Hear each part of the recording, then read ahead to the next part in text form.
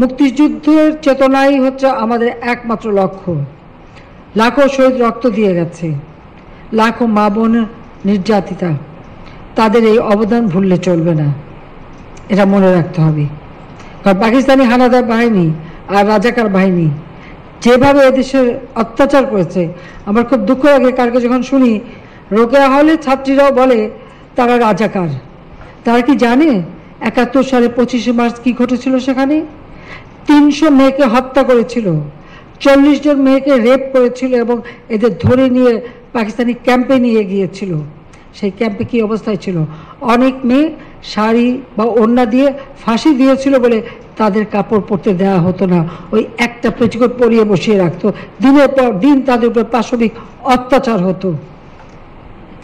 তখন যখন তাদেরকে উদ্ধার করা হয়, এমনকি একজন আমাদের মিত্রশক্তি ভারতীয় একজন শিখ সৈন্য তার মাথার পাগড়ি খুলে ওই উদ্ধারকৃত মেয়েকে তার গায়ে পেঁচিয়ে তাকে উদ্ধার করে নিয়ে আসে। এটা একটা ঘটনা না, এরকম বহু ঘটনা।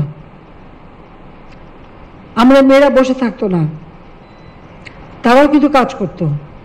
পিরোজপুরের যে মেয়েটা, তাকে ধরে নিয়ে যায় ক্যাম্পে, রান্না করতো এবং তার উপর পাশবিক অত্যাচার হতো, কিন্তু ওরই ফাঁকে সে ওদের খবর নিয়ে সেই নদী সাঁতরে পার হয়ে রাত্রেবেলা চিতলমারিতে যেয়ে সে মুক্তিযোদ্ধাদের কাছে খবর দিয়ে আসতো। ধরা পড়ার পরে তাকে গাড়িতে, দুটো গাড়ির সঙ্গে তার 2 পা বেঁধে সেই গাড়ি দুদিকে টেনে তাকে ছিঁড়ে টুকরো টুকরো করে ফেলা হয়। এসব অত্যাচার, রাস্তায় রাস্তায় লাশ পড়ে থাকে, এরা দেখেনি, তাই নিজেদের রাজাকার বলতে তাদের লজ্জা হয় না। হ্যাঁ, আমাদের গেরিলা যুদ্ধ হয়েছে, এখানে কেউ শান্তি কমিটিতে, কেউ রাজার কমিটিতে ছিল, কিন্তু অনেকে মানুষের ক্ষতি করেনি।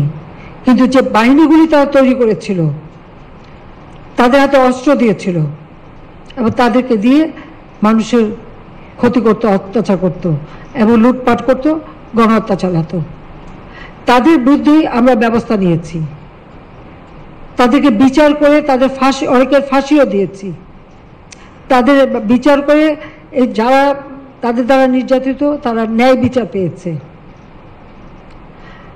দুর্ভাগ্য যে এখন যখন শুনি সে মেয়েরাও স্লোগান দেয়, এটা কোন দেশে আমরা আছি? এরা কি চেতনায় বিশ্বাস করে? কি শিক্ষা তারা নিল?